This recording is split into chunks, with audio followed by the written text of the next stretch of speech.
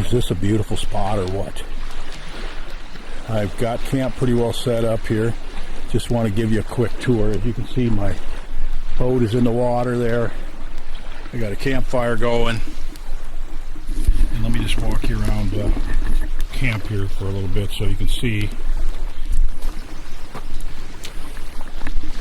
Alright, I've got some firewood cut up so far. I got to split a lot of it, of course. I've got a tarp there to tarp it down so it doesn't get rained on. My tent set up. I got carpet pads in here, which is nice for keeping sand out of your tent. This is a cot with a simple inflatable, self-inflating mattress on it and a sleeping bag. And I keep my clothes in a tote because I've been in situations like this where it just rains so much that even a good waterproof tent, you can't completely keep the water out of it. And if you got a suitcase or duffel bag laying on the floor, you're going to have wet clothing. So I always bring my clothes in a plastic tote.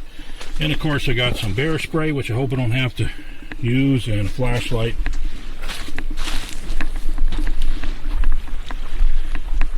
Here's my kitchen area I'm getting it set up now. I'm just working on that right now. So I'll do some cooking on this cook stove and then some also on the campfire, and you'll see that over the next few days here. That Kong cooler is supposed to be bear proof, and there's a chance we might have to find out whether it is or not. Hopefully we won't have any bear trouble, but we are in definite bear country. So anyway, this is a beautiful place, and this lake is full of fish, and it should be a really good time over the next few days. So thanks for being a part of it, and I hope you enjoy it.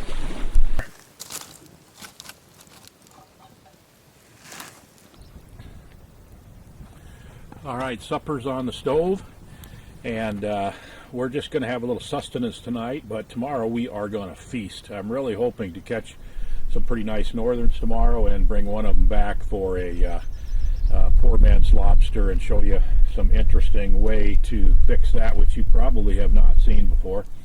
I got out on the lake for a couple hours here this afternoon, and I just kind of watched the depth finder and kind of cruised around, looked for some structure and so forth. I was surprised to find that the water's only 44 degrees.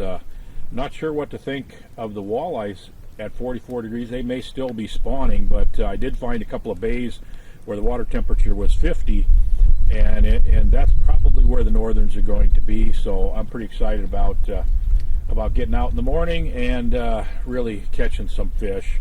And it should be a really good day tomorrow, and really looking forward to it. So I'm just going to hang around here camp this evening and relax a little bit and just enjoy this beautiful view. So we will see you in the morning. Well, good morning already. Man, was it cold last night. Holy smokes. It got down probably into the upper 20s. There's just heavy frost on everything, and we got a cold north wind this morning.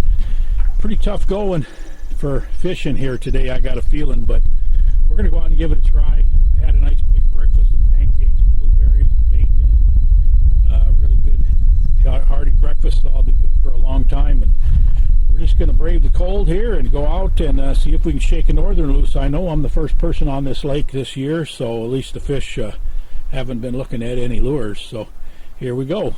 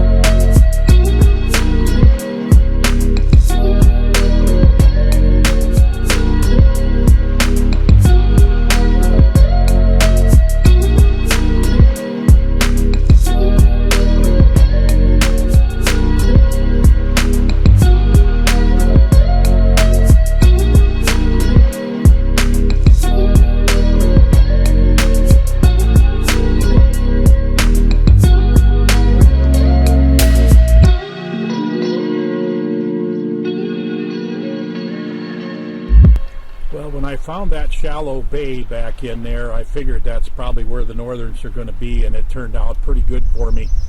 It was over 50-degree water back in there when the rest of the lake is about 43, 44 this morning. So they were in there pretty good, and I caught about a half a dozen over 30 inches.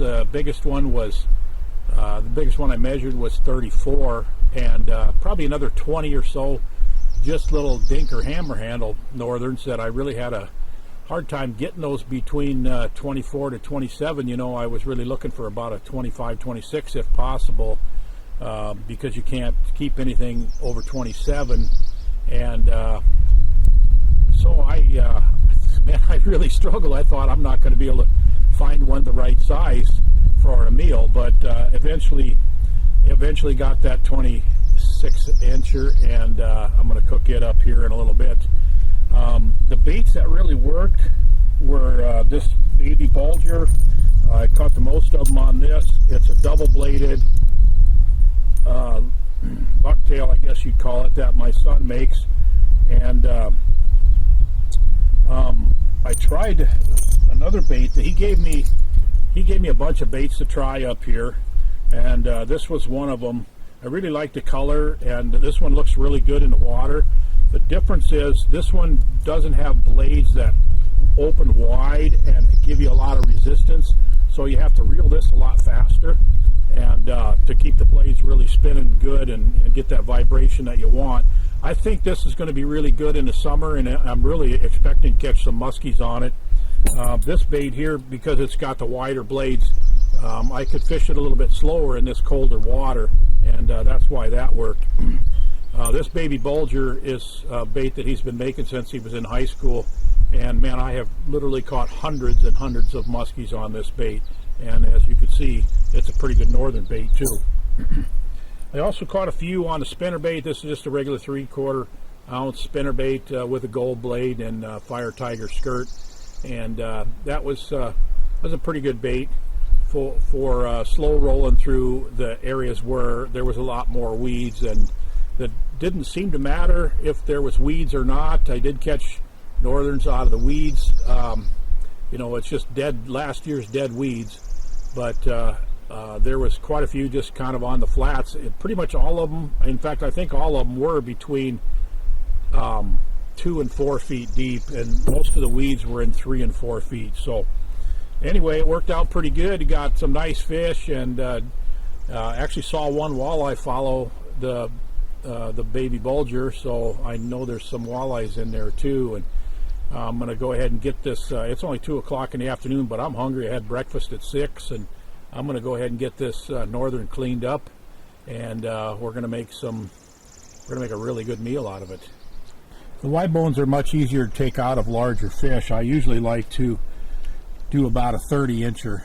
I usually don't keep anything over 30 inches. Regulations in this part of Ontario require you to release everything over 27 inches. So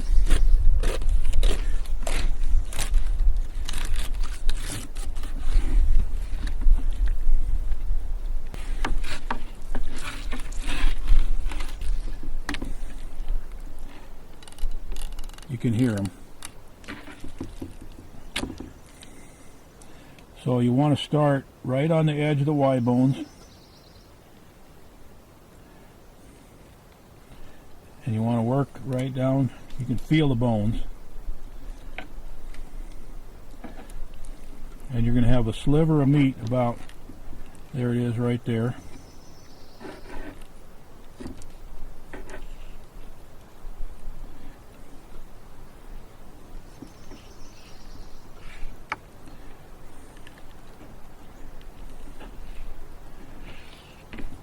That's a boneless piece of meat right there. And then the other side of the Y bone, right above the ribs.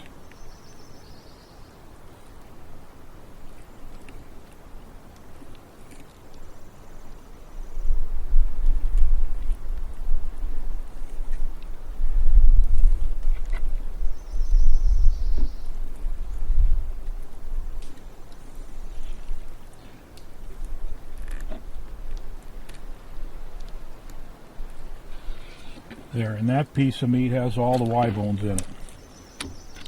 Then you just take the... Okay, I've got the fish all washed up. Now here's where it gets interesting. I've never seen anyone else do this before, but I heard about this recipe. I guess it's not really a recipe. I'm just going to boil these fish in lemon lime soda pop.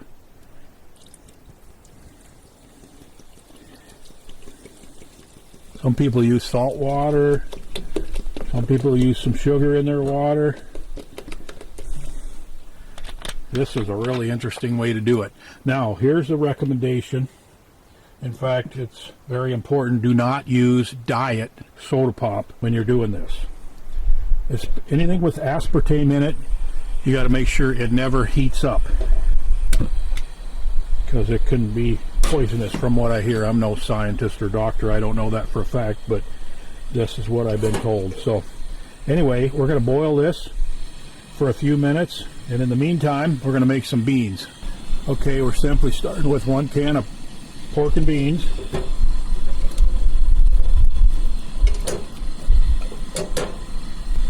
I'm going to add some onion flakes, some chopped up bacon, brown sugar, and ketchup. You stir that all up and just simmer it.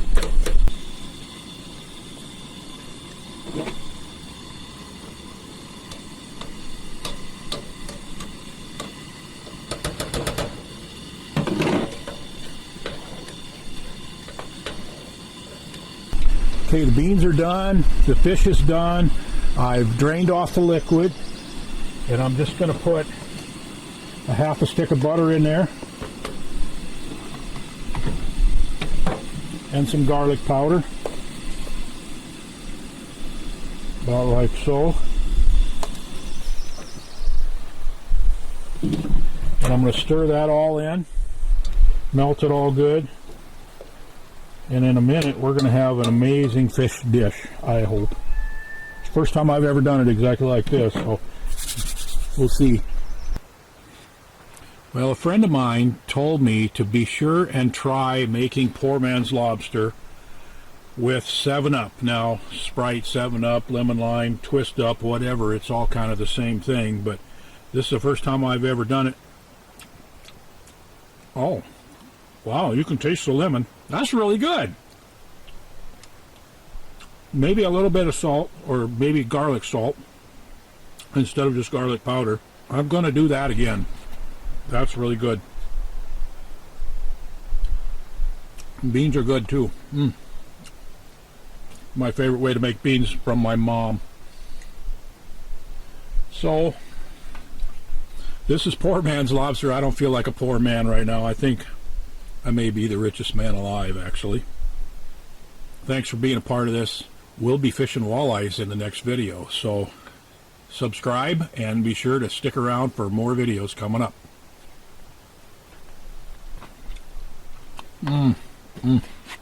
Wow.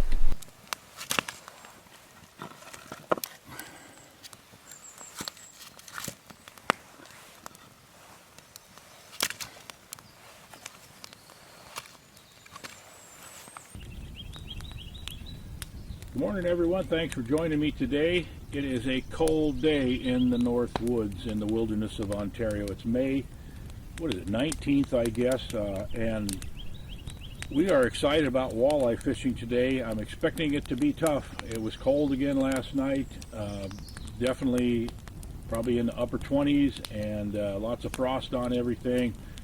Cold night to sleep in a tent, but I got a hot breakfast about to start here, and this is, it doesn't look like much, but this is 3 eggs, ham, cheese, bacon, and sausage.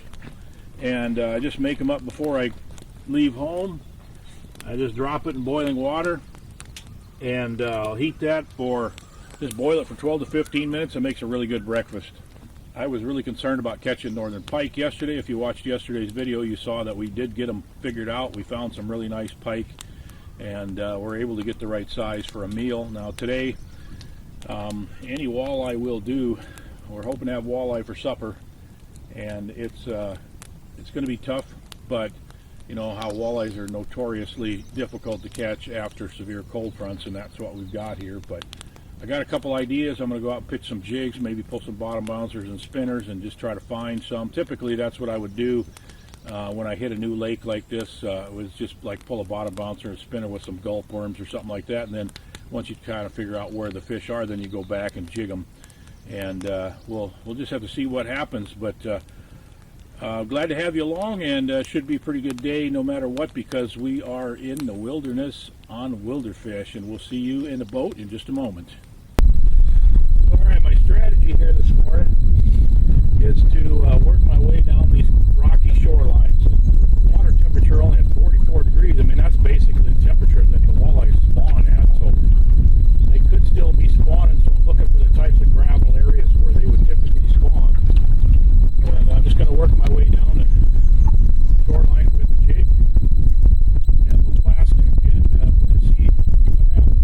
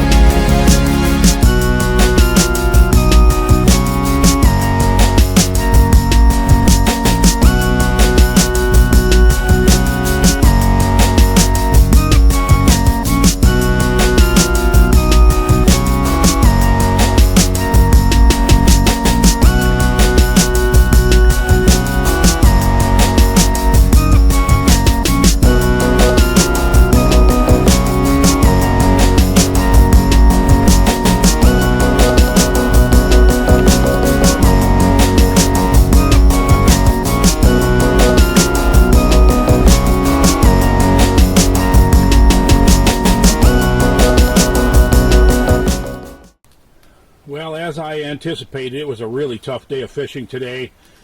I tried a lot of different things to try to catch walleyes. You know, I went out this morning not really knowing where they were or what they're doing, and I came in this afternoon not really knowing where they are or what they're doing. I actually only caught one walleye. I should have went bass fishing, I guess, because maybe then I would have caught walleyes. I ended up catching probably 20 smallmouth bass, and including some really nice ones. A couple of them that I measured were about 18 inches. And so everywhere I went, you know, I tried pitching jigs for walleyes. That's the way I actually caught the one, was throwing a jig up shallow. I actually trolled bottom bouncers and spinners and trolled crankbaits along rocky shorelines. And I caught snot rockets and bass everywhere I went, the 22 and under-ish northerns, quite a few of those, and then a lot of bass. So it was really an interesting day, but I went ahead and kept one smaller bass, like about a 14, 15 incher, because they're pretty good to eat out of these cold, clear water lakes, and especially this early in the spring when the water's cold. I'm not a huge fan of bass as food fish, but a lot of people really like them, and since I only got one walleye, I went ahead and filleted the walleye and the bass and got all the bones out of them and everything, and we're going to go ahead and cook those up in a really a way that is really one of my top favorite ways to cook fish when we're camping. So I'll show you how I'm going to do this, but first let's get the hash browns. We're going to have some hash browns with them. Let's get those on the fire and get those started, and then we'll get going on the fish.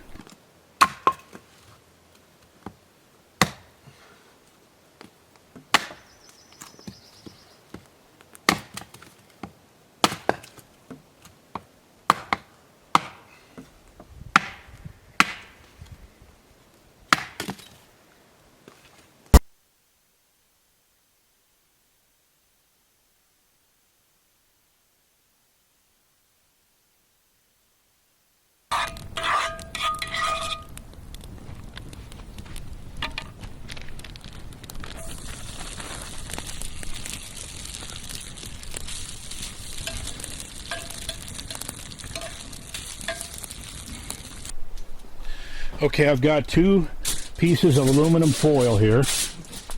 The first thing I'm going to do is I'm going to lay down 3 pieces of bacon.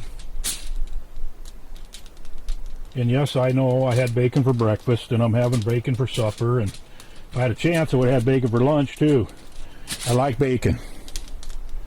Okay. Put the walleyes down. Put the bass down. Okay, now we're going to put some lemon pepper on it. About like so. Some garlic powder.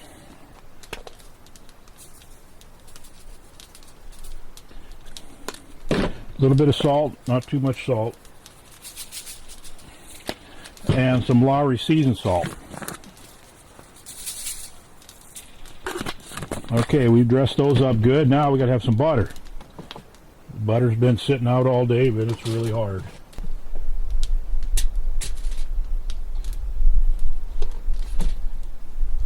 Butter and bacon are their own food group, so you can't have too much of them.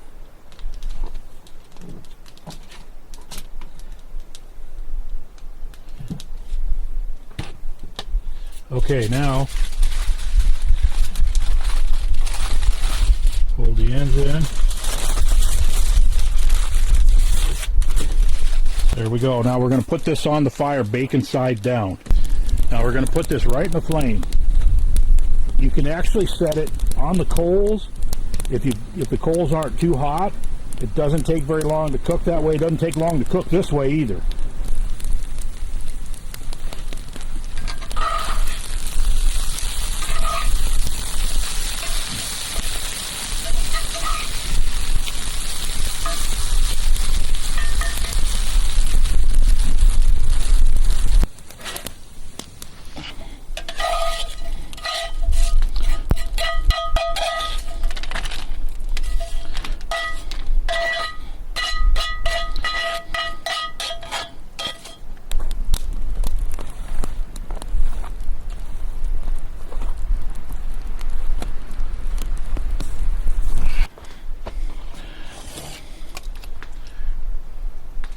let's have a look at it.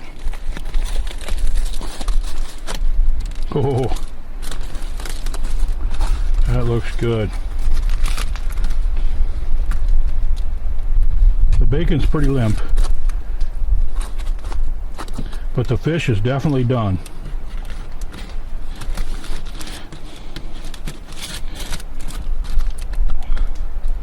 The bacon's just crispy on one side.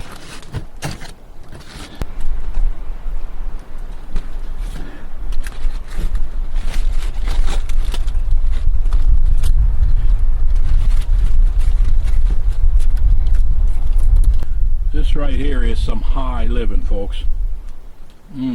After a tough day on the water, wow, this is really good. You really ought to try this. If you've got a favorite campfire fish recipe, or even really just any campfire recipe, drop it in the comments below. I'll give it a try. I really thank you for being a part of this channel. You know, I got to head out of here tomorrow. Unfortunately, it didn't rain while I was here, so I can get back up that hill. Hopefully, I was really concerned about that couple spots there where there was a lot of clay. So I'll show you a little footage here at the end of the video as I'm heading out in the morning. But it's been a fun trip despite the fact that it was really cold. You got to be pretty hardy, but it's a beautiful spot. I got a 2,000 acre lake. I've had it to myself for 3 days, and I kept 3 fish out of all the fish that I caught. Man, I just can't get enough of this, and I hope you're enjoying watching these videos. Thanks a lot.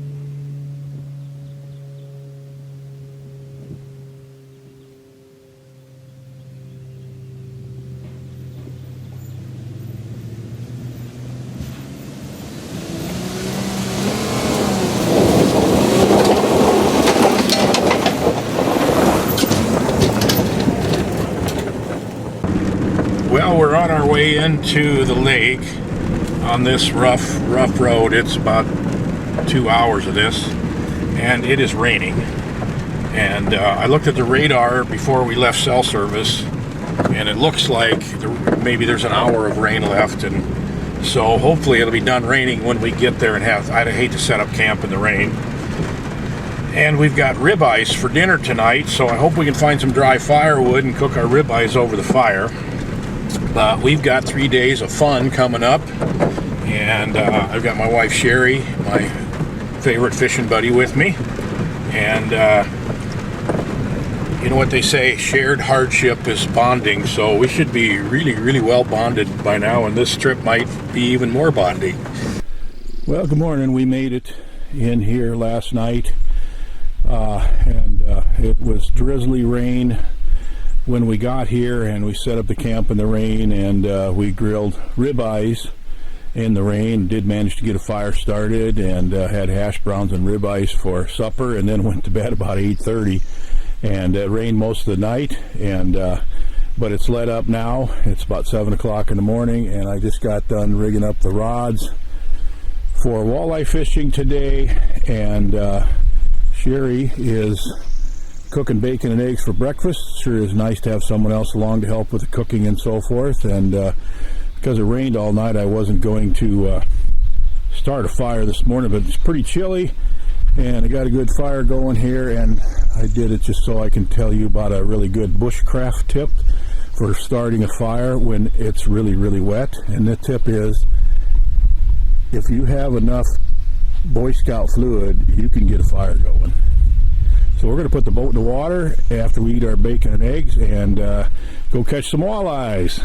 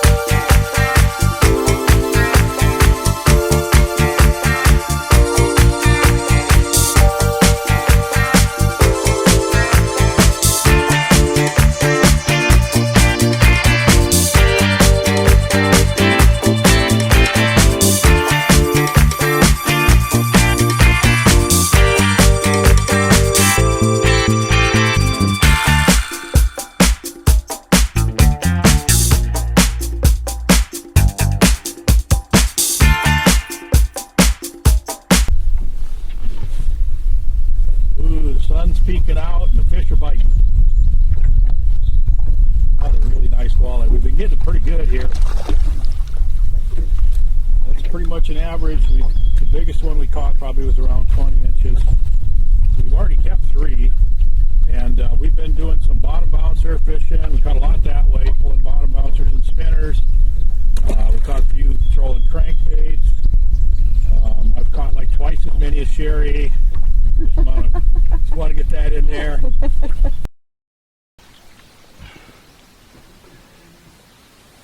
Okay, I'm going to fillet 3 walleyes that we kept this morning, and then we're going to cook these walleyes.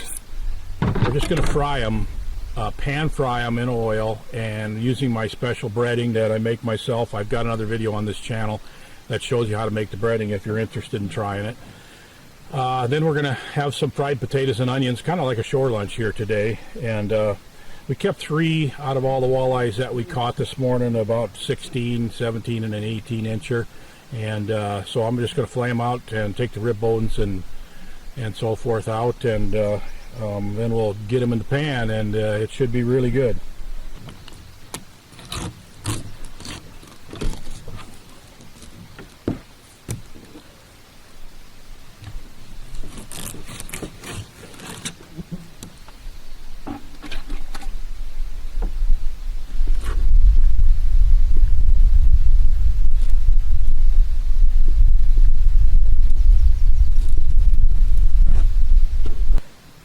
Now on walleyes over about 16 inches, I like to take, there's a row of small bones right along in through here, and I like to take them out. I don't bother with it on smaller fish because they're really small, not very stiff bones, and they just kind of cook right out. But anything about 16 inches and up, I like to take them out.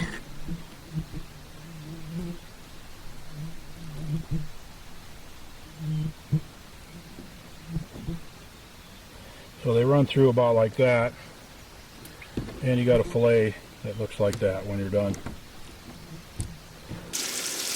Okay, I'm about to put the fish in. We've put the breading on the fish. Now on these potatoes, what we're doing here today is we have sliced up a bunch of baby red potatoes, and I boiled them before I left home, so they're basically pre-cooked, and that way they cook a lot better, faster and so forth, and they'll be softer once we got here. In the pan for the potatoes, I just put a little olive oil and then about 1/3 of a stick of butter, and then I put the potatoes in there and added some garlic powder and Lowry seasoned salt, and that's all. And then I'll just keep stirring those as they brown, and all we're doing is getting them nice and brown, and they're going to be delicious. So the oil's hot here. I put enough oil in the pan to just cover the fish, so we can go ahead and start adding the fish.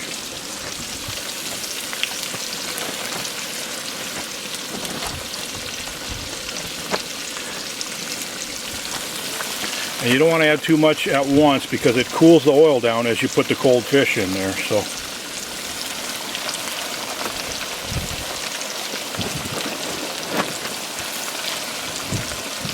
all right, we'll let the oil warm back up before we put the other two in.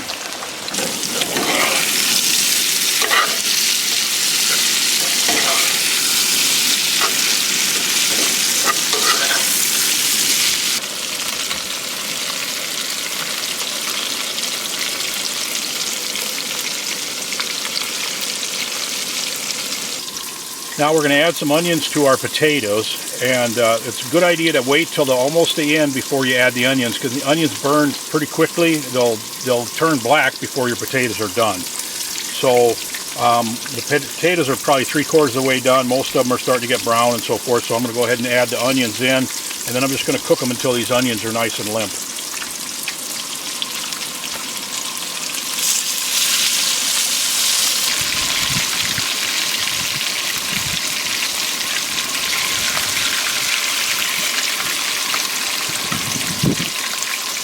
Well, it looks pretty good to me. I cannot wait to dig into this. Potatoes, onions, and fried walleye. Well, we had a really fun day, didn't we? We sure did. And tomorrow we're going to do another video. We're going to do some more walleye fishing. We're also going to work our way back into the north part of this lake.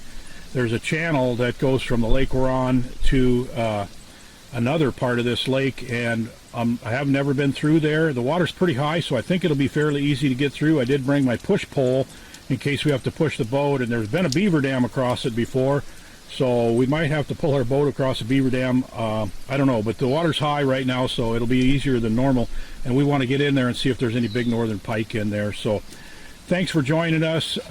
Like I said, the fish breading recipe is in another video on this channel. We'd love to have you as a subscriber. I really appreciate you watching us, and we're just out here having fun, and we're really thankful that you're joining us. So we'll see you on tomorrow's video. Hey everybody, thanks for joining me today. Just finishing up the breakfast dishes. We've got a hearty meal of scrambled eggs and bacon and sausage and toast in us. Sherry's putting on some more clothes because it is cold, and a cold north wind this morning. It rained most of the night again last night. Yesterday it got pretty nice for a while in the afternoon, and we caught a pile of walleyes and a bunch of northern pike, small ones. And today we're going to see if we can go catch some bigger pike. And one of the things that we're going to do today is go through a channel into the upper lake here that's connected to this lake. I've never been to it before. I don't really know what's up in there. I suspect that hopefully there's some bigger pike in there, maybe some walleyes. We did really good yesterday on the walleyes and small pike, and we're just going to focus today on trying to catch some bigger pike. And It rained through the night again last night, and then a big cold front came through, so we've got a cold north wind this morning. But we're going to make the most of it, keep a positive attitude. We're going to go fishing, and hey, we're not in any kind of a tournament or anything like that. So if we get tired of fishing in the cold wind, we're just going to come back, sit by the fire for a while, and then go back out or whatever it takes. So we're just going to enjoy the day here. We're in the wilderness and beautiful creation, and how can you beat that? So here we go. We'll see you in the boat in just a moment.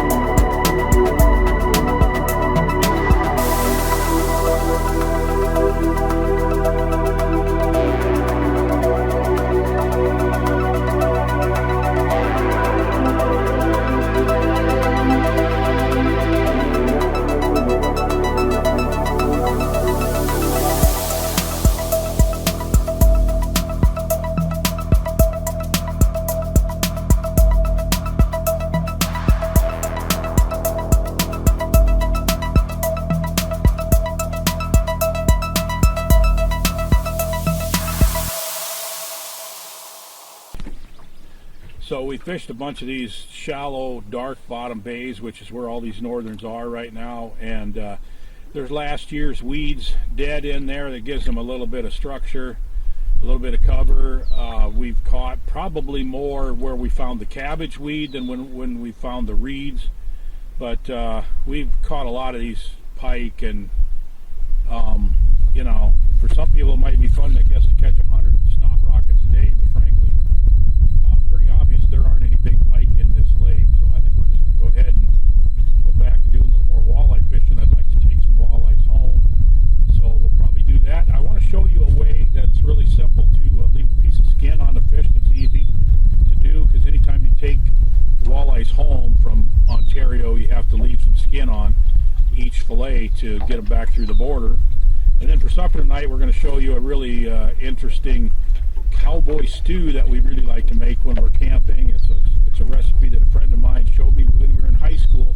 Really liked it when we camped then, and I'm still using it to this day. And so I'll show you how we make that. You might want to try that. But anyway, we'll catch some walleyes and see you back in camp.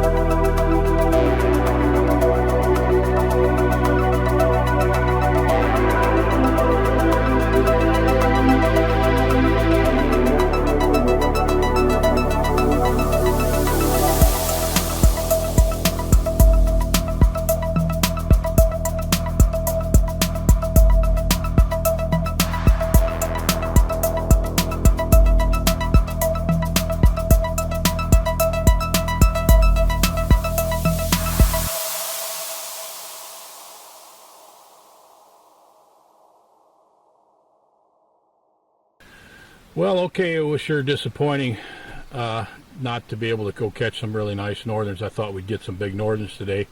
I've been looking at that lake on aerial photography all winter thinking, oh, I can't wait to get back in there. And so it's pretty disappointing that it was just completely full of little northerns and no big ones. But it's, you know, that's how you got to explore these places to find out what's in them.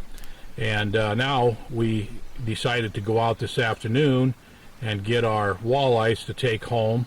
So it didn't take us very long to get a limit of walleyes, and I'm going to fillet these up, and then we're going to cook some cowboy stew for supper.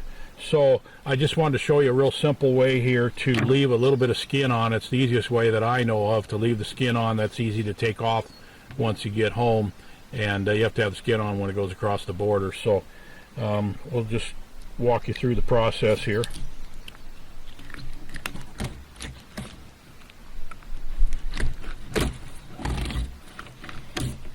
Just fillet it down, leave a little bit of skin left on there. That gives you something to hold on to peel the rest of the skin. And you just want to peel it all the way down to right there and then cut it off. And then when you get home and you want to take the skin off, you just peel right there and you just peel that right off. And you got a skinless, boneless walleye fillet. All right, there is 8 beautiful walleye fillets in there. This is the way you have to package them to take them across the border. They have to be able to count them. If you freeze them especially, you got to make sure you lay them out in such a way that they can be counted. Otherwise, they can literally make you sit there and wait while they thaw out your fish to count them. So this is the best way to do it. Anyway, this is all my system. This is the way I do it. If you have a different way of leaving the skin on or a different way of packaging them, I'd love to hear it. Go ahead and leave a comment below. So anyway, we're going to have cowboy stew for supper now, and then we're going to get the boat loaded. Tomorrow we're going to go to a place we love to fish. It's called the Gorge, and it's a place that we drive down logging roads to get to, but we don't take the boat. It's actually a shore fishing spot where the river just comes roaring through this really narrow areas, and it creates some eddies, and usually there's walleye stacked in those eddies pretty good. So we just stand on the banks and fish, and that'll be tomorrow's video. So enjoy the cowboy stew, and then be sure to leave comments if you're interested in any more information about what we're doing. I'll do my best to answer them. Okay, I'm going to make cowboy stew here. This is my friend Marty came up with this idea, or brought it to our camp when we were in like about 9th grade or so, and I've altered it a little bit, but man, I have used this for camping a lot. It's really good. So we're going to start out, once you get your burger browned and drained, then we're going to start adding the ingredients.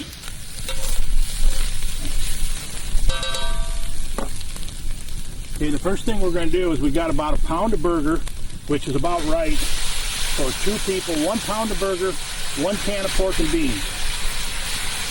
That's typically about right for 2 people. Going to stir that together.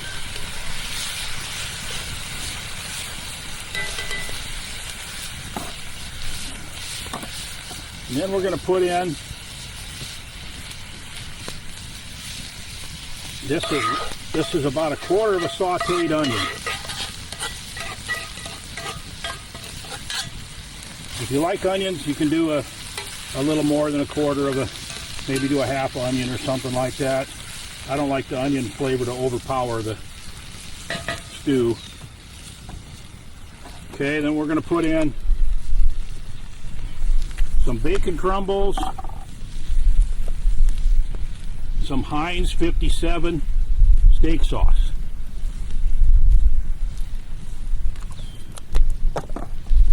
and a very exact amount of ketchup. And then we're just going to mix that all up together, stir it around.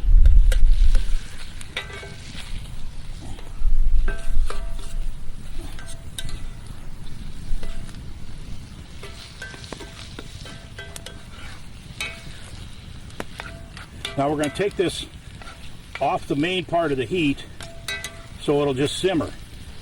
And we're going to simmer it for about 10 minutes or so to mix the flavors together real good. It thickens up. And this literally is a meal. You don't have to add anything You don't have to have anything with it if you don't want. Sometimes we like to put it on toast or something, or just bread.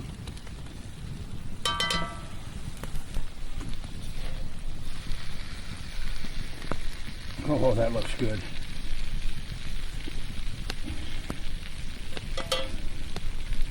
Cowboys never had it so good.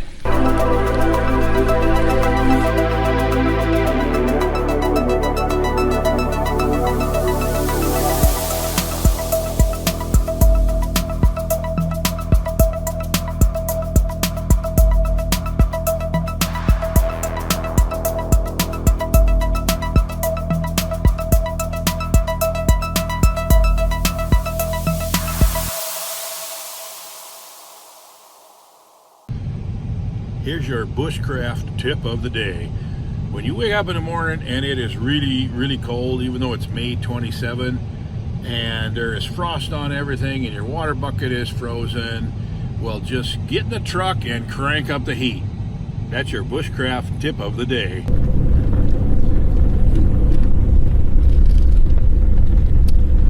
Hey everybody, thanks for joining me again on another Wilder Fish. It is Memorial Day, a day when we remember those who gave their lives for our freedom and appreciate that, and we certainly do.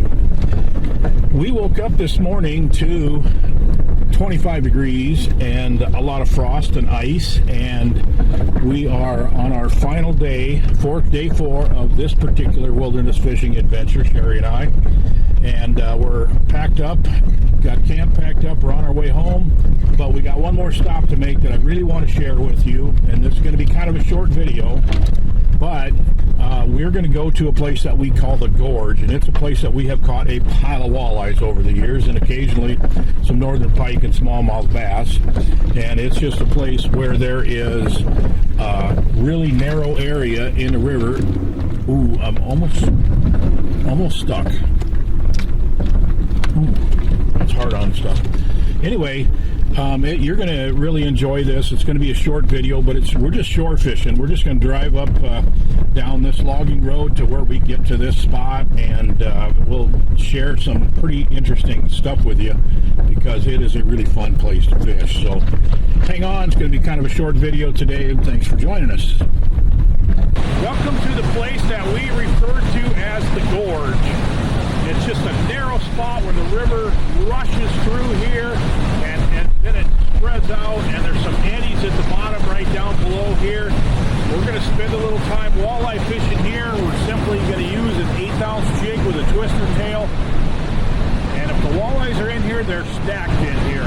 And usually some of these little eddies, you catch 6, 8, 10 walleyes out of it, and you're done. They're gone, and then they come back a couple days later, and the walleyes are back.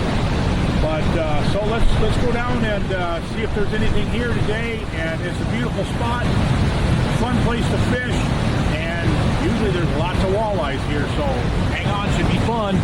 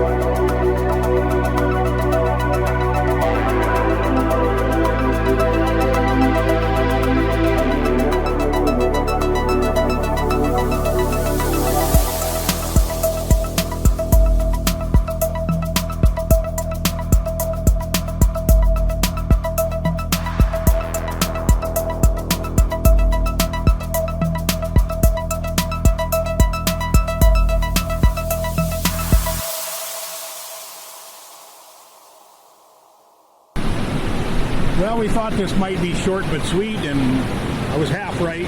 It was short. So anyway, we caught a few. It's not a good representation of what we normally get here, but it's early in the year. This is really good in the summer. And we've had a fantastic 4-day trip, and this was a good way to top it off, to catch a few walleyes that we just released, and catch them in a situation like this in just a beautiful spot. It's really pretty. And these walleyes they just curl in out of the current, and if you can find a little slack water area and toss a jig in there, sometimes you cast it out a little ways, sometimes you literally catch them right at your feet. But it's a fun way to fish, and we got a few, so thanks for joining us. We'd love to hear your comments on this, and we appreciate you spending the weekend with us on these videos. See you later. Bye.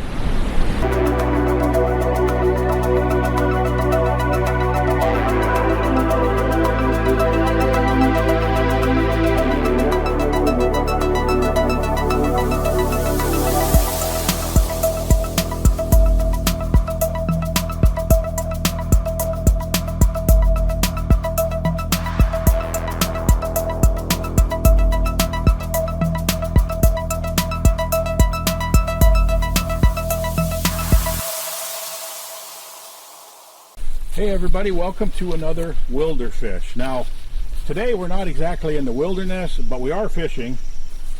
And normally when you see me with this trailer and this boat on top, there's a four-wheeler inside of here. Well, there's no four-wheeler today because we're going into an area where there's no motorized vehicles allowed. This is a little lake, and it's back in the woods here. It's not very far. It's only maybe 300 yards from the road. But it's in a wildlife management area here in Minnesota, which means the land that it's on was bought and paid for by hunters.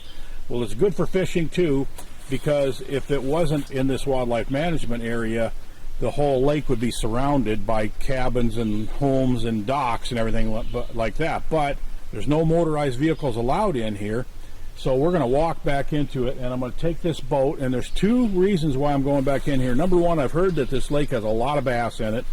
And number two, I want to experiment or sample, I guess you'd say, these wheels that I've got. I bought wheels that are made for a kayak, and later this summer I'm going way back into the wilderness in Ontario to a lake that's just choked with muskies.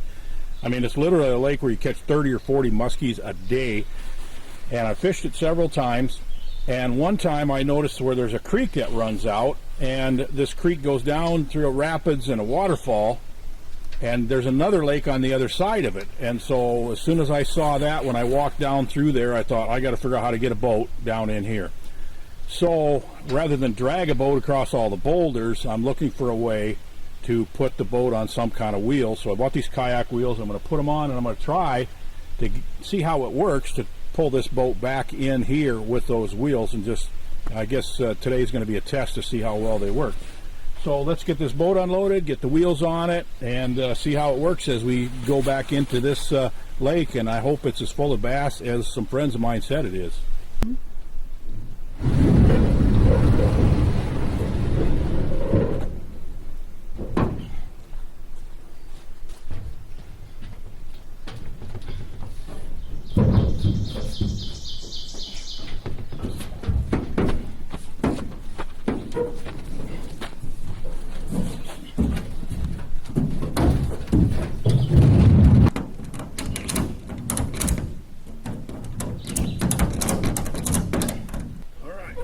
Roll it over and see what happens here.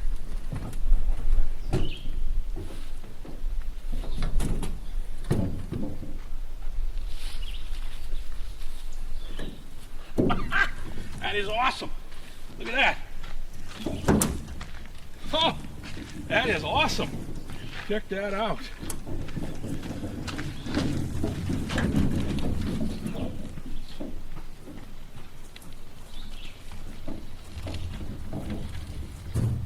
Let's load her up.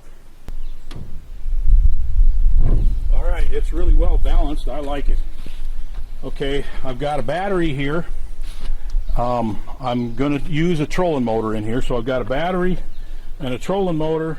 And to be legal, I have to have a canoe paddle, I have to have a life jacket, and I have to have a throwable. So I got those, a bottle of water, and I'm traveling really light as far as lures go today. I'm just taking one spinning rod with a wacky rigged Senko on it. And then I'm taking a 1 casting rod. Right now it's got a popper tied on it. And I'm traveling really light for tackle. I've just got some extra wacky hooks, I got some extra power bait, and a spinner bait, and that's it. And that should be plenty for an early June bass trip into this lake. So let's hoof it back in there, see how this goes. I'm excited about this. It should be fun fishing this little lake in there.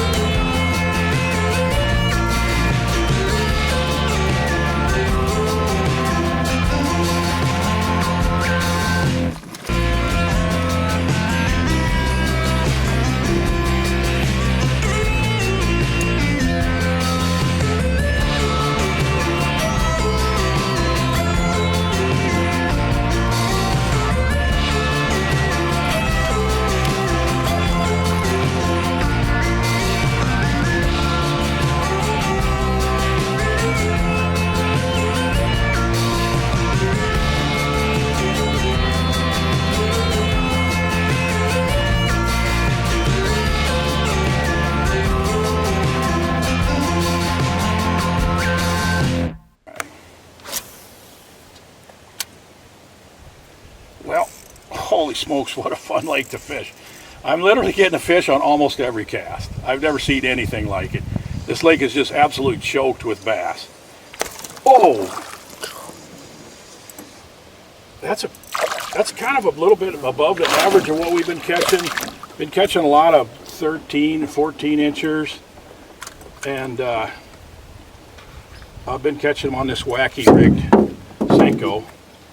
But I guess this has been a really successful day for several reasons. First of all, we learned that those wheels work really good on this boat, and I'm excited about that because that's going to allow me to get into a musky lake that I've never been into before. And the other thing, we found a lake that would be just a fantastic lake to bring kids into. If you want to teach kids how to bass fish, holy smokes, what this would be absolutely incredible. Come on out of there, buddy.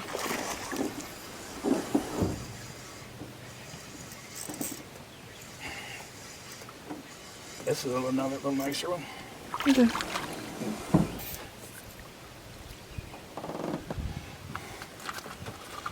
Pretty typical bass out of this lake. Thanks for being a part of this video. I know it's kind of short and sweet, but man, oh man, what a ball. And thanks for being a subscriber. Leave a comment below if you have any questions. Of course, I'm not going to tell you exactly where this lake is, but I'd be happy to answer your questions about it. It's been a lot of fun, so thanks for being a part of it.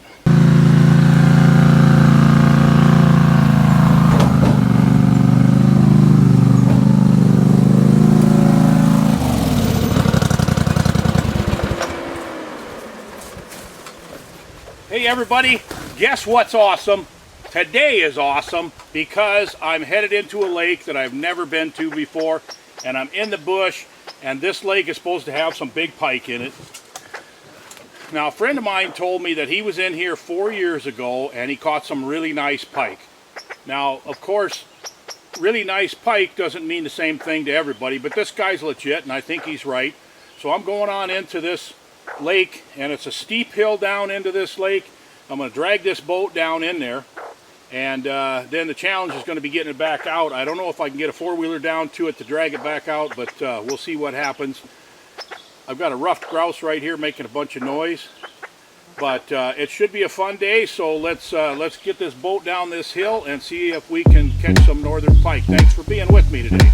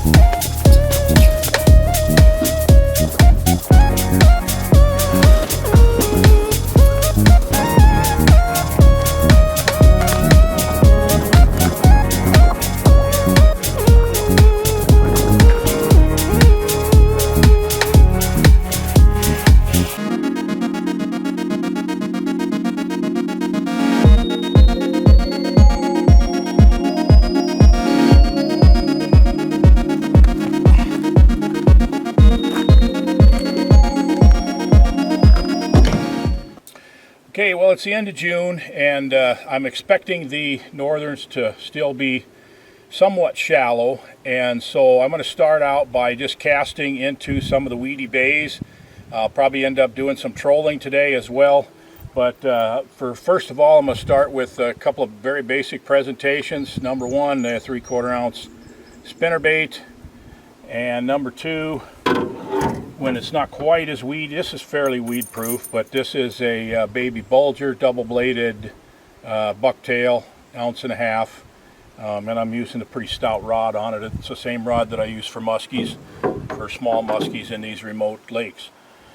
So let's just fish for a while and see what happens, and hopefully we can shake a couple nice northerners loose here.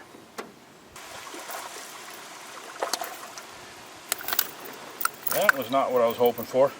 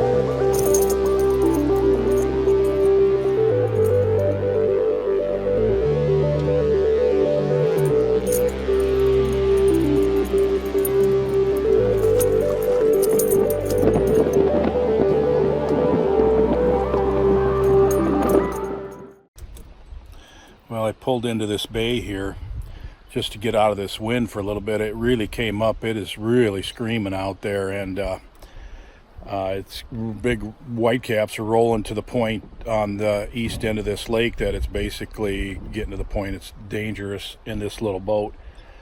Well, that's a really good area down there. Caught quite a few fish in there, nothing big. There's a tamarack swamp on the shore and boggy area, and then it's just a huge weed flat. I don't know how many acres and acres of just weeds. So there's a lot of small pike in there. Haven't really found the big ones yet. I caught about 3 of them over 25 inches, which are nice. I mean, they're definitely bigger than the average hammer handle. You know, it's really difficult to hold the boat. You just move way too fast. You know, if you pull into a weed flat and start casting, you get 2 casts and you've moved 30 yards, you know, so this wind is making it really tough. But anyway, they're definitely a pretty nice batch of northerns in this lake, a variety of sizes, and I'd like to think there's some 30+ inches in here. If I can find one, it'd be really cool for this video. But anyway, we'll make a decision on what to do here after I eat a sandwich, and we'll go from there.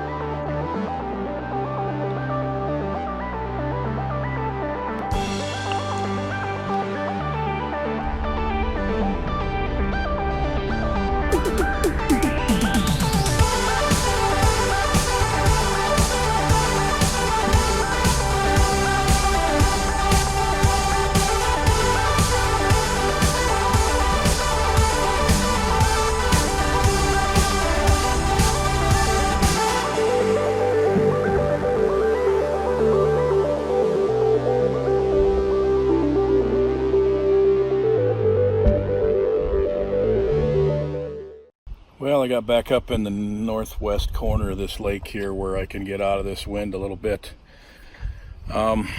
Pretty much a struggle here today, but I did catch some nice fish.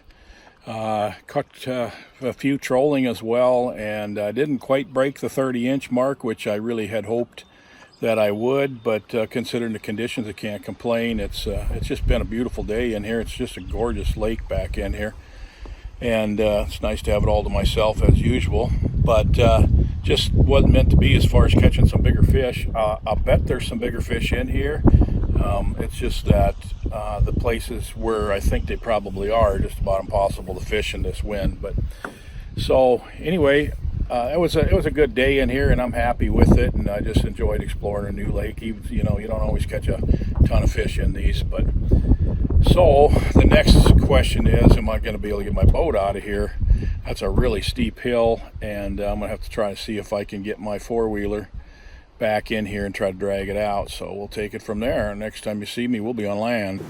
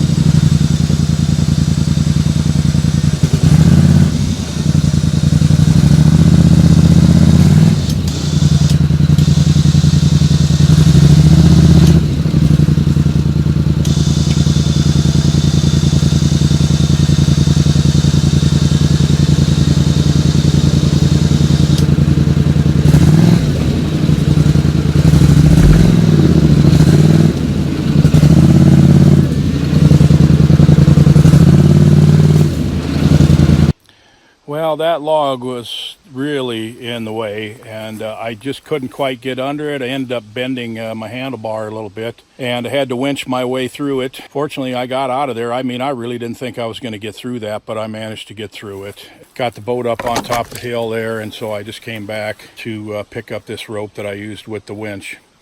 So fortunately, I had all the right stuff except the chainsaw. I usually have a chainsaw, but this time I didn't, and that would have made things a lot simpler. But I got the boat out of here, so it was a fun day, very beautiful place, and I enjoyed the trip back in here. Thanks for coming along on this, and please hit the subscribe button and the bell so you get notifications. I got more trips coming. Got some good musky fishing coming up, and some walleye spots, and lots of fun stuff coming up as this progresses throughout the summer. So thanks for being along. I really do genuinely appreciate you watching, and we'll see you next time. Well, good morning. It is the 4th of July, Independence Day, and got a fire going here this morning. We pulled back into this little clearing in the bush last night. It rained all night, but before the rain came in, we got a chance to get out, go to the gorge, catch a few walleyes. So we're going to do some walleye catch, cook, and clean here. My wife, Sherry, is still getting a little beauty sleep in the tent there, but the rain has quit and the sun's starting to come out, and we're in a nice little spot back here in the middle of nowhere in the bush, and I'm in the process of getting the kitchen set up. And here I want to show you something that's pretty cool. And back in this clearing here, There is an old remains of an old trapper's cabin right there. That not much left of it, and probably hunters, moose hunters, grouse hunters, and so forth have been back in here camping at times and have used most of that for firewood. But we're going fishing today, of course. We are going to a lake where we've caught some really big northern pike in there before, and it's hard to get a boat in there. We just dropped the boat off the edge of the road. We've only been in there one other time, but we're pretty excited about going back in there because there's some big pike in there. So let's get some breakfast going here and go fishing. Well, I'm waiting for this fire to burn down to coals so I can cook some breakfast here on this Independence Day, July 4th, 2019. I just want to share a couple thoughts with you. Our founding fathers were brilliant men who understood the value of freedom and liberty to the human condition, and this incredible experiment in self-government was founded on a really, really important principle that a lot of people have forgotten about today. When they made the statement that all men are created equal and endowed by their Creator with certain inalienable rights, they were saying something really, really important. And that is that our rights are not given to us by other men. We're born with them. We're created with them. If they're given to us by other men, then they could be taken away by other men. They understood how important it was that our human rights are given to us by a power much higher than man, by God Himself, so they cannot be taken away by other men. That's a really important thing that has made this the most prosperous, successful country ever in the history of the planet. And those human liberties and dignities and freedoms are so important that they're worth fighting for and they're worth dying for. And people have fought and died for them long before you and I were ever born. And they'll still be worth fighting and dying for long after you and I are gone. Well, it's your lucky day because I'm going to show you a skillet campfire breakfast that is absolutely dynamite today. It's very, very simple, and take some home preparation before you come. But first of all, we're going to take a cast iron skillet, a deep one, and we're going to add some olive oil and half a stick of butter. Then we're going to add some hash browns.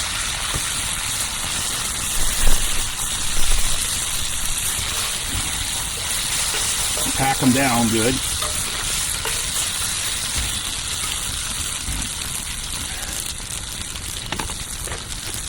Then on top of that, we're going to add this scrambled egg mix. Now this mix is some browned pork sausage, some bacon that we cooked ahead of time and chunked up, and some cheese, 6 scrambled eggs, and some ham.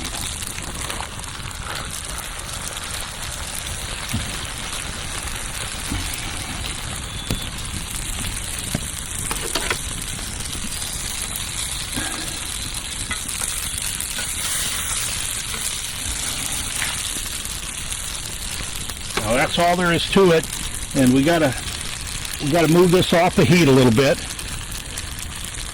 And then, as you can see, I've heated up the lid,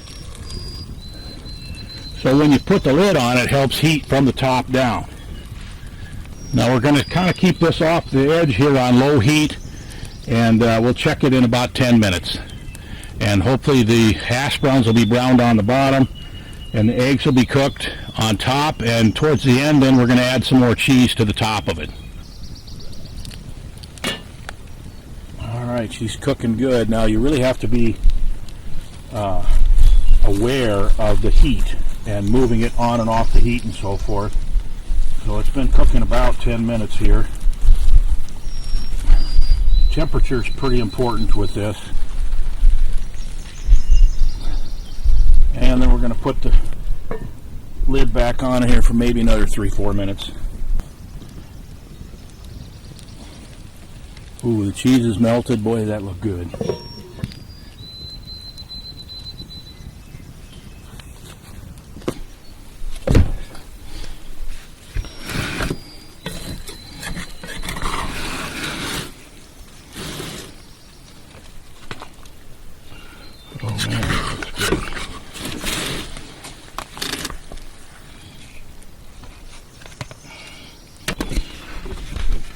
Look at that. This is a delicious skillet breakfast that will sustain us through the day while we're out, hopefully catching some big northerns. So let's get this in our bellies and then we'll go fishing.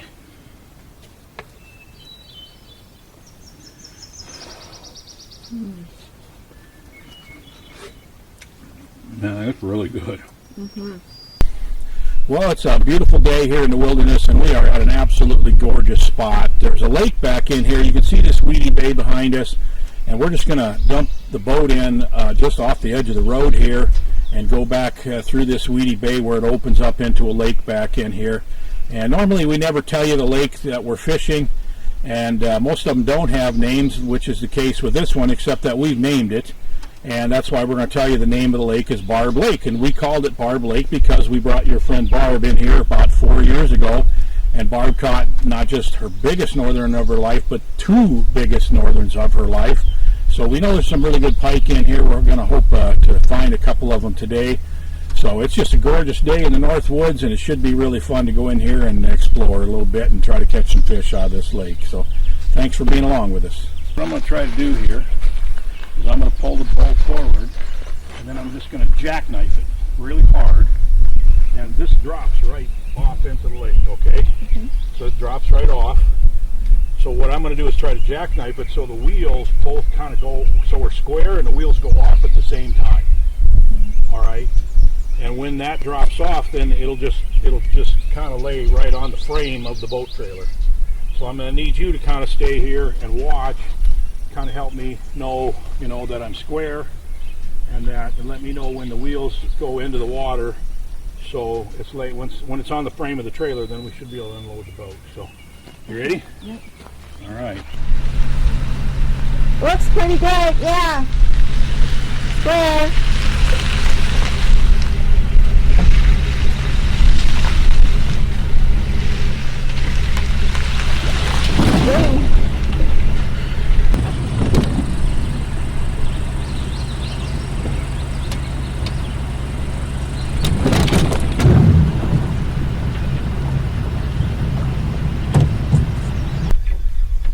There we go.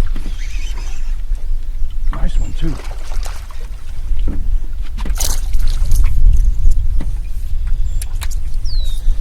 First one.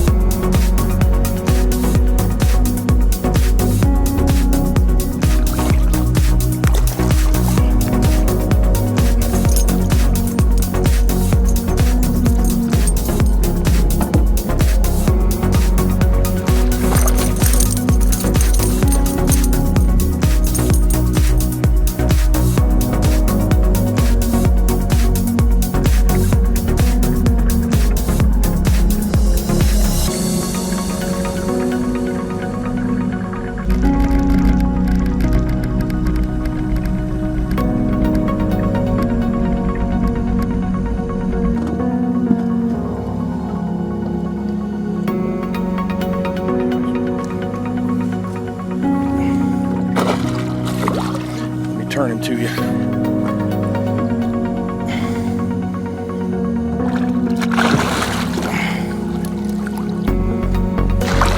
Good job.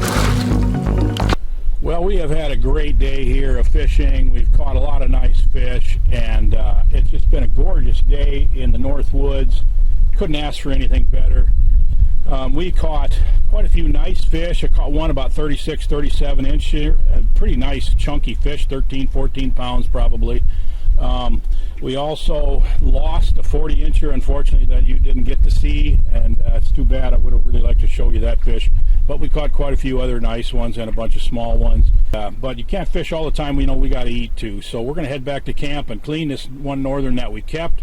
And I'm going to do it on the campfire in a rack, and I'm going to put a glaze on it. It's purely experimental. I really have no idea how this is going to turn out, but I hope you'll join me on the second part of this video. The part 2, I'm going to actually show you cleaning and cooking of the fish. So thanks for being a part of this video. I really appreciate you guys hanging with us. Well, if you saw part 1 of this video, you saw that we had a great day on the water on this little lake that hardly anyone ever fishes. We fished it 4 years ago and caught some really big northerns, and then we fished it today. It possibly hasn't been fished since we fished it 4 years ago. I hope it's not 4 years until we fish it again, because we had a great day. We caught quite a few northerns. We caught one really big one, and then I lost an even bigger one, about a 40 incher, so that was really unfortunate. I would have loved to show you that, but that's just kind of the way it works out, I guess. That's the way fishing is. We kept one northern, about 4.5 pounds, which is perfect size for what I'm going to do here today, and that is I'm going to grill it and use a glaze on it. This glaze is interesting. I just made it up by myself, totally experimental. Never read this anywhere, seen it anywhere. I just mixed honey and brown sugar and pineapple juice, and literally the way I got the pineapple juice was I opened a can of crushed pineapple and poured the juice off of it in with the honey and the brown sugar. I hope this turns out pretty good. It just feels like it should be really, really good. At least it ought to be sweet, that's for sure. In addition to that, we're going to have some potatoes and onions. I'll show you how I like to cook those. We're going to fry those over the campfire. And also we're going to make some asparagus in tinfoil on the campfire. So let's start with the asparagus. It's very simple. We just put some asparagus in aluminum foil. We put a little bit of olive oil on it for moisture, and we use some roasted garlic and herb seasoning along with some butter. And we'll just put that right on the fire, and it'll simmer in there, and it should be soft and really, really good. Now the potatoes, the way we do the potatoes is it's very particular, and here's what I like to do. I like to put a little bit of olive oil in the pan, and then about a half a stick of butter. And once that melts, I put the potatoes in the pan. And remember, the potatoes are boiled ahead of time, so they're pre-cooked. And it takes potatoes longer to get brown than the onions, and the onions will turn black if you put them in right away. So what I'll do is I'll put the potatoes in, then put the onions on top of them, and when the potatoes start to turn brown and get nice and crispy, then I'll stir them up, and that way it starts to saute the onions in it. I also use a little bit of Lowry seasoned salt in it, and so that's what's going to go along with this fish. But so let's go ahead and get the fish ready, and you've seen the other stuff that we're going to be putting with it. And the main thing about this fish is the fillets are pretty thick. So what I want to make sure that I don't put the glaze on too soon, otherwise the glaze might burn before the fish gets all the way through done in the middle. So I'm going to partially cook the fish on smoke and try to keep it out of the flame too much. This area is all spruce all around me, but I did find a pine tree and was able to cut up some wood, and I wanted to cook it on pine, so that's what we're doing here. So let's get things going. I'm really excited about trying this, and we'll see what happens. I hope it's good. It's, like I said, totally experimental. Never done anything quite like this before.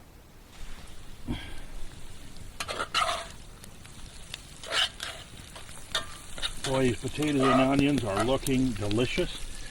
The fish, I think, is probably about halfway cooked through, so it's time to put the glaze on.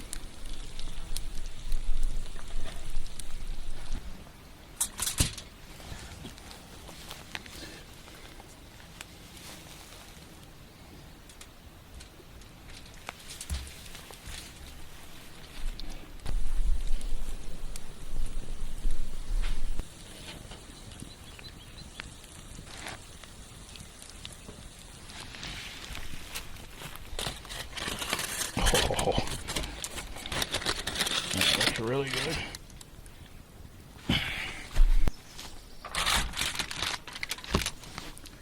Man, I hope this is half as good as it looks.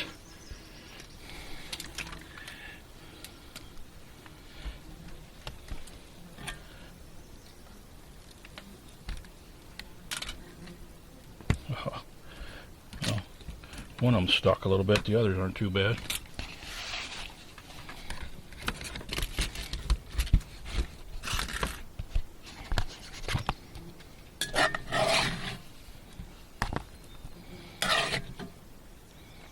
There you go, dear. Thank you.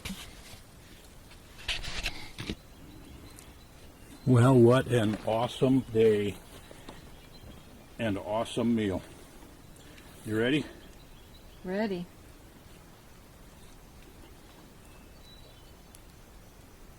Wow. This is really good. Don't act so surprised. Wow. I should know not to be surprised. The sweet flavor is really good. The sweetness. One thing I would like to do is figure out how to make it so the glaze isn't quite as runny, because some of the glaze ran off and ran in the fire. So if you got a suggestion on that, let us know in the comment section below. You really should try this. Wow, it's really good. This is something I just dreamed up, and man, it turned out really, really good. So, well, we had a great day. Thanks for being a part of this channel. I keep saying this, but I put a lot of value on our subscribers and the people who watch, and it just means so much to me. So just thank you so much for being a part of this, and we're going to chow down. Let's shut the camera off so we can really dig in. It's really good, man. Let's do Wow. it.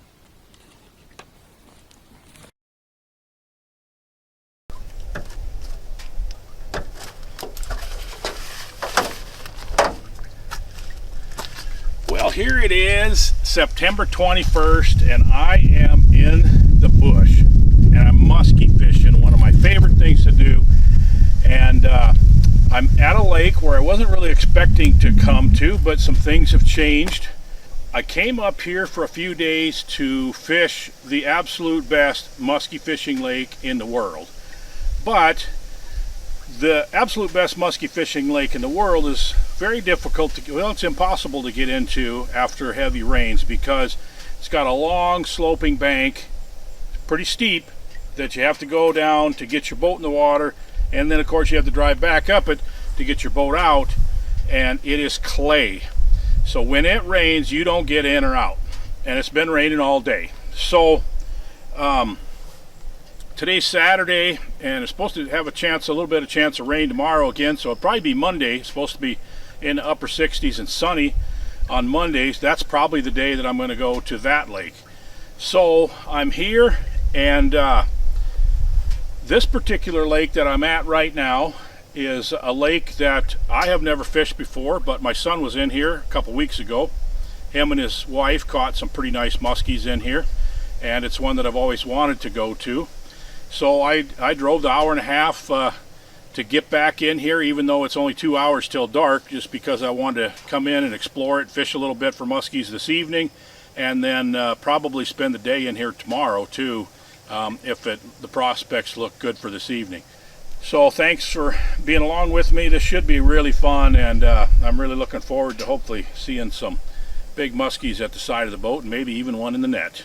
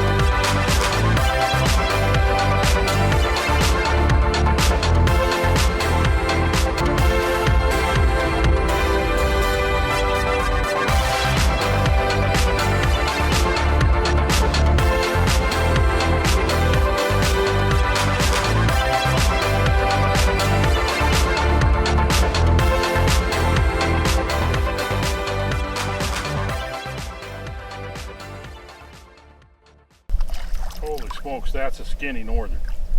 Look how skinny he is.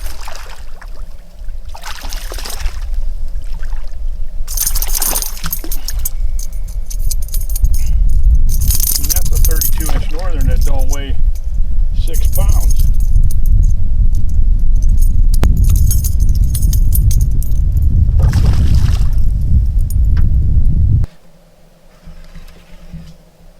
Big northern, really nice northern. Maybe it's a muskie, no.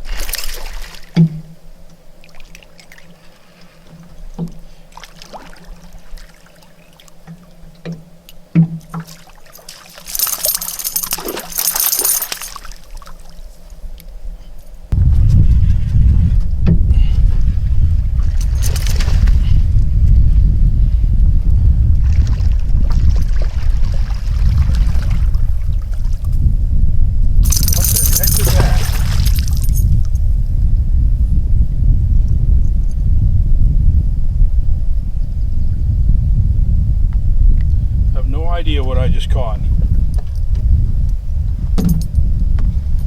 I have no idea what that fish is right there. He's silver on the sides. He's got a rounded tail like a northern. He's got pointy fins like a muskie.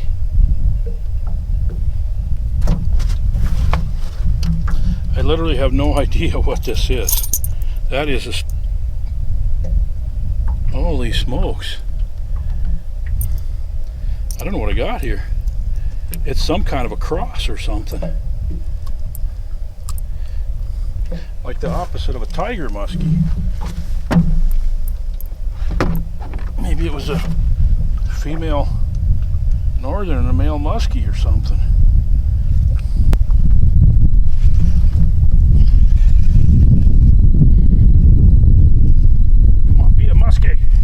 Be a muskie, no more northerns.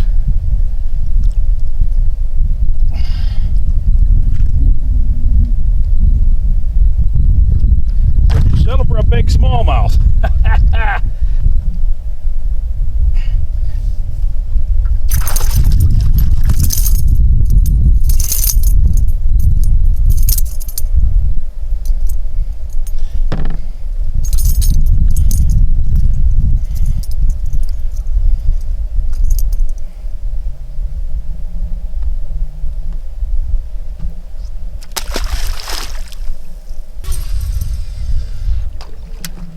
Saw a muskie rise right over there.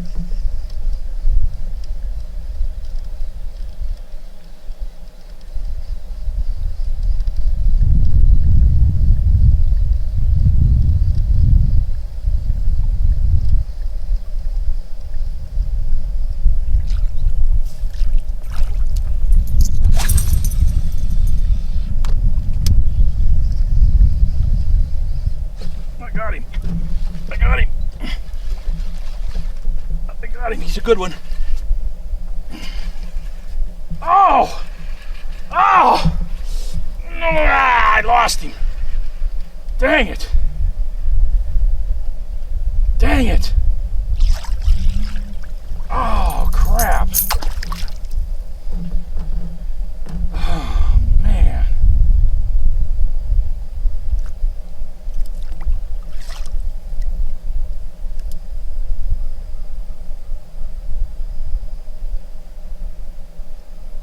Gosh, that fish was 40 inches.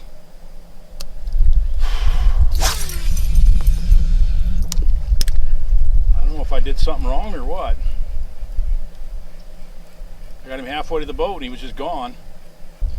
I just happened to glance over there not too far from where I had cast, and I saw his tail and fin and back come out of the water and go back down. And I was like, man, that's a 40-inch muskie. So I cast it right there, and sure enough, he hit it like on the third crank.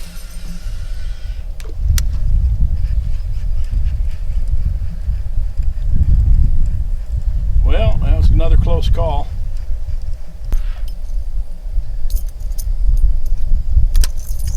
Definitely coming back tomorrow, and I'm definitely going to catch a muskie.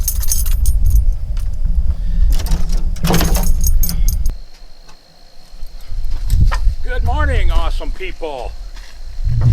It's a different day today, that's for sure. Things have really changed. During the night it rained again. Cold front went through. Dropped about 15 degrees. Pretty stout northwest wind, and I guess you could say not exactly ideal fishing conditions, especially for muskie fishing, but we are going fishing anyway. As you saw yesterday, I was on this lake for a pretty short time, but caught some pretty nice northerns, about 18-inch smallmouth bass, which was a nice bonus. I caught a little, what I believe is a silver blue pike, which is an extremely rare fish. The only other one I've ever seen in person was one my son caught, a 39-incher, when he was like 12 years old on Spirit Lake, Iowa. What I learned yesterday about this lake is that there's some pretty big, expansive weed flats and a lot of coontail and other weeds that are growing below the surface. And I can just kind of drift across these areas because they're pretty big, and just drift and cast a bucktail and pull some pike and hopefully a couple of muskies out of some of these weed beds. So that's the plan anyway. We'll see if it works, and let's get on the water and make something happen. Maybe we can shake a muskie loose. Alright, I am starting out today with one of my favorite lures. This is a baby bulger. It's a lure that's made by my son Dawson. I have caught hundreds and hundreds of muskies on the baby bulger, and this one's got a gold blade and a black blade, and then I got a orange and chartreuse skirt on it, which should be good for today with this little bit stained water. Visibility on this lake's about 3 feet, and it's clouds mostly, but there's peaks of sun going to be coming through, it looks like, and so water temperature still about 64, so we should be able to get the fish moving pretty good. So let's just drift for a while here and cross these weed flats and see what happens.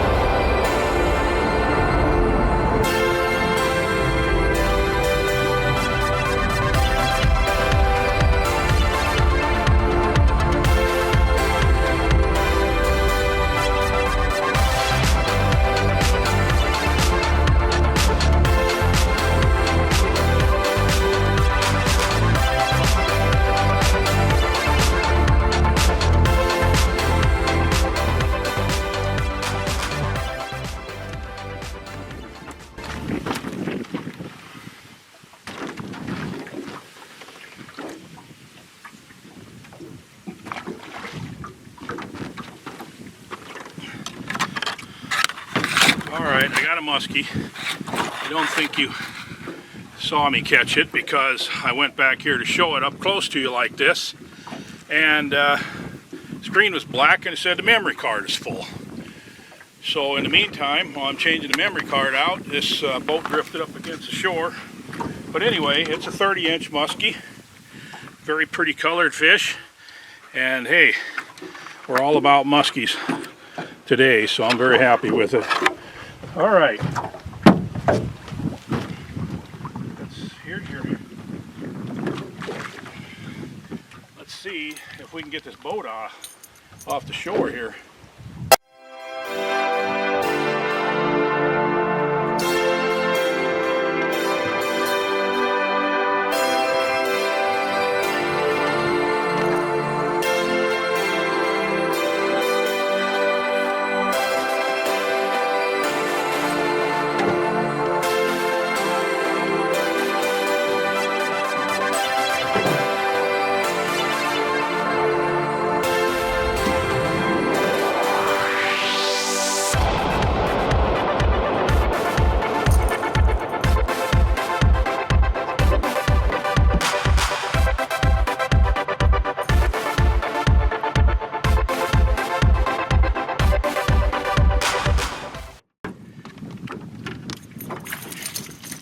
another one.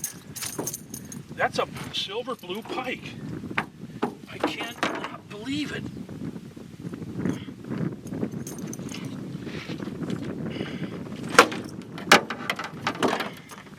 Look at that. These things are so rare.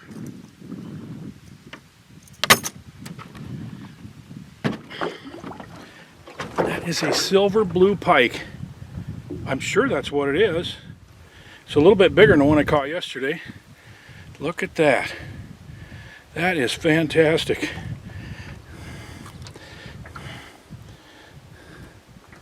Never thought I'd catch one of these, and then I caught two. I'm sure that's what it is. That's the only thing it can be.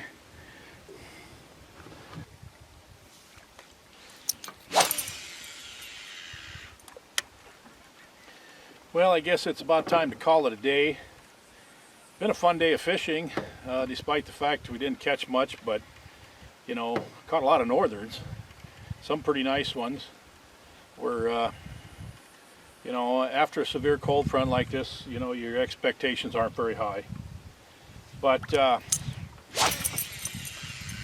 did catch one 30-inch muskie and lost two others about the same size or maybe slightly bigger. I caught two what I think are silver blue pike, or some people call them, I've heard them called silver pike or blue pike. They're extremely rare, and so I'm pretty excited about that. If you know something about silver pike, blue pike, silver blue pike, you know, I guess when I get back to cell service, I'm going to do some research online and try to find out more about them.